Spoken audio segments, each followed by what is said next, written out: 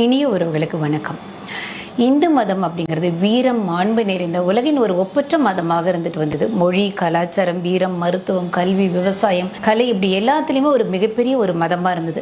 ஆனால் இன்னைக்கு பார்த்தீங்கன்னா ஒரு மானம், வீரம், ரோஷம் எதுவுமே இல்லாத ஒரு மதமாக மாறி போனது. இப்படி சொல்கிறேன், நீங்கள் கோச்சிக்க வேண்டாம்.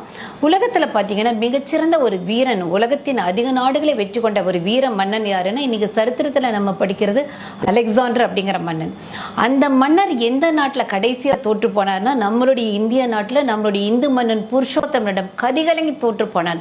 இந்த சரித்திரம் நம்மளுடைய இந்து மக்களுக்கு தெரியுமா அப்படிங்கிறது எனக்கு தெரியல. ஏன் ஒரு இறை வழிபாடு அப்படின்னு பார்த்தீங்கன்னா மற்றவர்களை போல ஒரு சுலபமாக போய் ஒரு இறைவனை பிரார்த்தனை பண்ணிட்டு ஷூவை போட்டுட்டு ஆலயத்துக்குள்ள போட்டு ஒரு பிரார்த்தனை பண்ற மாதிரிலாம் பண்ணல. முறையா சாணமிட்டு கோலமிட்டு தீ வளர்த்து ஹோமங்கள் வளர்த்து 100 மூலிகைகளை உள்ள போட்டு வாசனை திரவியங்கள் மலரை போட்டு மந்திரங்கள் சொல்லி மிகச்சிறந்த முறையில் மிக சக்தி வாய்ந்த இறைவனை வழிபட்டு நேருக்கு நேர் இறை சக்தியை மிக அதிகமாக வாங்கி கொண்டவர்களாக ஒரு இந்து சித்தர்கள் இருந்தாங்க. அதனாலதான் நம்மளுடைய இந்திய சித்தர்கள் உலகத்திலே மிக அதிகமாக உயிர் வாழ்ந்தாங்க. 2000 வருஷங்கள் 2-3 யுகங்கள் உயிர் வாழ்ந்தாங்க.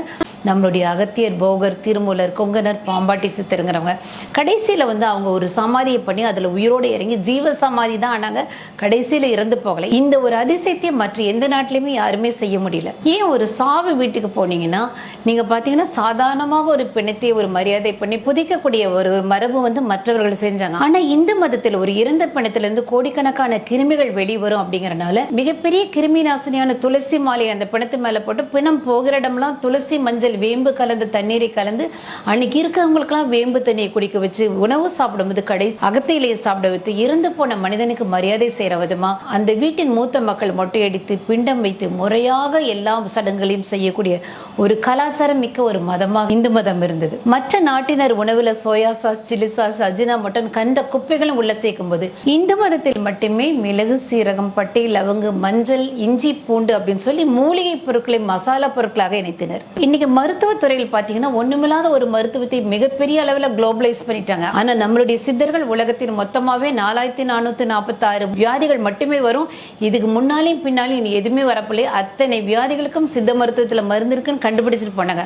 அந்த சித்த ஆயுர்வேத மருத்துவத்தை குழி தோண்டி புதைச்சிட்டோம். இன்னைக்கு யார் யாரோ சர்ஜரி பண்ணாங்க. சர்ஜரி முதலாக உலகத்துக்கு அறிமுகப்படுத்த ஃபாதர் ஆஃப் சர்ஜரி அப்படிங்கிற ஆயுர்வேத சுஸ்ருதர் முதலாக சர்ஜரியை உலகத்திற்கு அறிமுகப்படுத்தினவர். அந்த மருத்துவத்தை குழி தோண்டி புதைச்சிட்டோம். ஆனா எல்லாரும் சர்ஜரி பண்ணிட்டு இருக்காங்க. விவசாயம், மண்புழு உரம், ஆட்டுச்சாணம், ஜீவாமிர்தம், பஞ்சகாவியம், வேப்பம் பண்ண அற்புதமான உரங்களை போட்டு நமக்கு மிக ஆரோக்கியமான விவசாய பொருட்களை நமக்கு தந்து மிக ஆயுசு, நம்மளுடைய ஆயுசு நாட்கள் பல மடங்கு இருக்கிறதுக்கு உதவி செய்தது நம்மளுடைய விவசாயம். ஆனா அத்தனை விஷத்தையும் கெமிக்கல்ங்கிற பேர்ல அத்தனை குப்பைகளையும் ரசாயன உரம் என்ற பேரில் நமக்கு திணிச்சு வெறும் விஷத்தை நம்ம காய்கறிகள், பயிர்கள் எல்லாவற்றிலும் இன்னைக்கு முழுங்கிட்டு இருக்க ஒரு மிகப்பெரிய கொடுமையான நிலைமையில் இருக்கும். நம்மளுடைய விவசாயத்தை குழி தோண்டி புதைச்சிட்டோம்.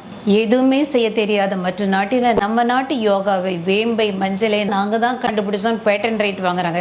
எல்லாமே தெரிந்த நம்ம அத்தனையும் இழந்து தவித்து நிர்வாணமாய் நிற்கிறோம். நம்மளுடைய சரித்திர புகழ் வாய்ந்த கோவில்கள் இடிக்கப்பட்டுச்சு, நம்மளுடைய கலாச்சார மாண்பு சிதைக்கப்பட்டுச்சு, கல்வெட்டுகள், ஓலைச்சுவடிகள் திருடப்பட்டுச்சு, எல்லாத்தையுமே தொலைச்சிட்டு ஒரு ஆதாரம் கூட இல்லாம நம்ம நின்றுட்டு இருக்கோம். மற்றவனுடைய ஒண்ணுமில்லாத குப்பையான ஒரு வரலாற்றை படிச்சுட்டு இருக்கிறோம். முதல்ல நம்ம மொழி தமிழ் பேசுறதுக்கு உங்களுக்கு கேவலமா நம்மளுடைய எல்லா இடத்துல நம்மளுடைய குழந்தைகள் இருந்து மற்ற நாட்டு மொழியை பேச வைக்கிறோம். கந்த சஷ்டி கவசம் மிக அருமையான ஒரு இறை வழிபாட்டு பாடல். காலை நேரங்களில் கேட்கறதுக்கு காது குளிர இருக்கு. இறைவா என்னுடைய கண்ணை, மூக்கை, காதுகளை, தொண்டையை ஒவ்வொன்றையும் நீ காத்துக்கொள்ளுன்னு சொல்ல ஒரு பாடல். அதுல என்னுடைய மார்பை, பிறப்பிறப்பை காத்துக்கொள்ளுங்கிறது ஒவ்வொரு உறுப்பு சொல்லும்போது அதுன்னு சொல்லப்பட்டிருக்கு. இது ஒரு சாதாரண விஷயம்.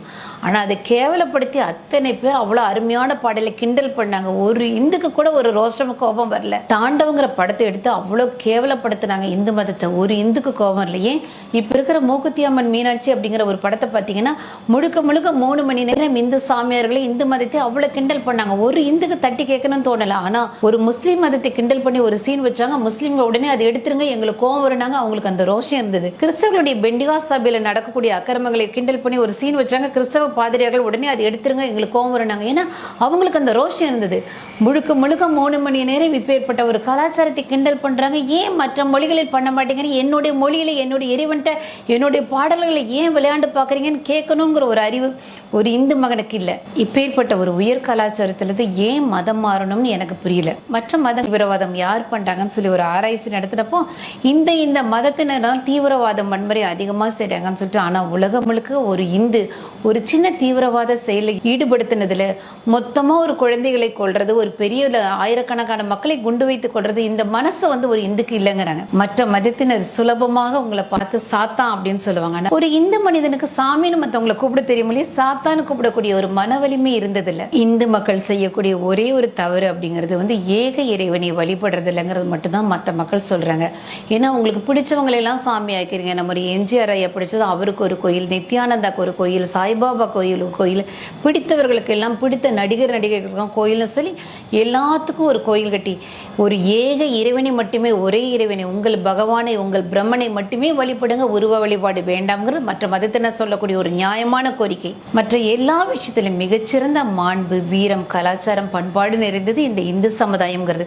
இதையே நீங்க விட்டுட்டு தொலைச்சிட்டு சுலபமா மதம் மாறி ஒன்றுமில்லாதவெல்லாம் மாறி போனீங்கன்னு எனக்கு தெரியும். உலகம் முழுக்க தன்னுடைய கொள்கைகளை குளோபலைஸ் பண்ணிட்டு இத்தனை கிறிஸ்தவ நாடுகள் இருக்கு, இன்னைக்கு இத்தனை முஸ்லிம் நாடுகள் இருக்கு. உலகம் முழுக்க இந்துக்களுக்கு என்று இருக்கக்கூடிய ஒரே ஒரு நாடு இந்த நாடு. இதை காப்பாற்றணும்னு சொல்லி வந்த அவதார புருஷன், ஒரு புண்ணிய புருஷன் தான் நம்மளுடைய பிரதமர் மோடி அவர்கள். அவரை அவருடைய கொள்கைகளை நீங்க புரிஞ்சிருக்க கூடாதுங்கிறக்க வேண்டி அவர் பேசக்கூடிய மொழியை கூட புரிஞ்சுக்க கூடாது, ஹிந்தி வேண்டாம் போடாங்கிறீங்க. ஒரு பெரிய கொடுமை.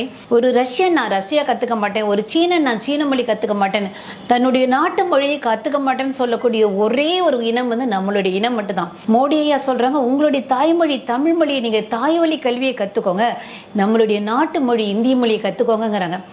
இதுல பெரிய பிடிவாதம் பிடிக்கிற. ஏன்னா அவருடைய திட்டங்கள் புரிஞ்சிடக்கூடாது, அவருடைய பேச்சு புரிஞ்சிடக்கூடாது. நீங்க பேச்சு புரிஞ்சிங்கன்னா நம்மளுடைய கலாச்சாரம் எவ்வளவு பெருசு, மாண்பு எவ்வளவு பெருசு, அதை நம்ம தொலைச்சிட்டு நிக்கிறோம்னு அவர் பேசுற மொழி உங்களுக்கு புரிஞ்சிடும் அப்படிங்கறக்காக ஹிந்தி வேண்டாம் போடான்னு சொல்லிட்டாங்க. இதை நீங்க நம்புறீங்க. உலகமே இன்னைக்கு எனக்கு பிடிச்ச பிரதம மந்திரி அப்படிதான் மோடி ஐயான்னு சொல்லி உலகமே தேர்ந்தெடுத்திருக்கு. உலகத்தின் மிகப்பெரிய அவதார புருஷனாக, ஒரு இன்ஸ்பிரேஷன் லீடரா அவர் கருதப்படுறார். ஆனா நம்ம அதை ஒத்துக்க மாட்டேங்கிறோம். உலகத்தின் மிக வேகமாக வளர்ந்து வர நாடுகள்ல நம்பர் 1ல நம்மளுடைய இந்தியா வந்திருக்கு.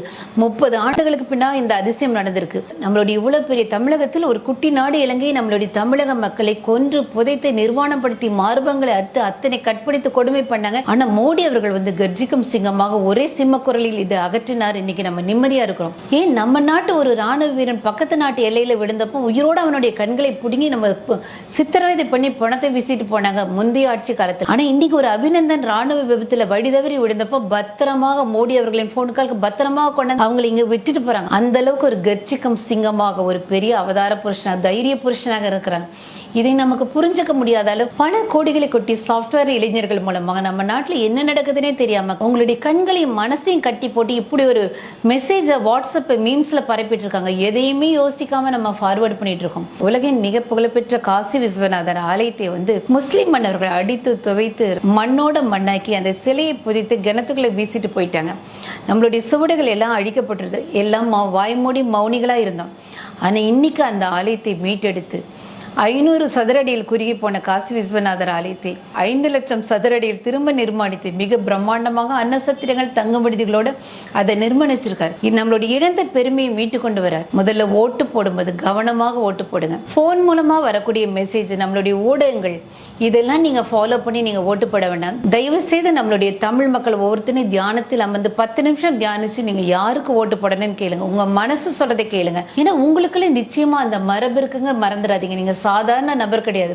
அலெக்சாண்டரை தோற்கடித்த ஒரு புருஷோத்தமனுடைய வம்சம். உங்களுக்குள்ள இருக்கக்கூடிய பாரதியாரை, பகத்சிங்கை, நேதாஜி சுபாஷ் சந்திர போஸ், சர்தார் வல்லபாய் படேலை மீட்டெழுங்க. உங்க ரத்தத்துல அந்த மரபு இருக்குங்கிறது ஒரு நாளும் மறந்துட வேண்டாம். ஜெய் ஹிந்த்.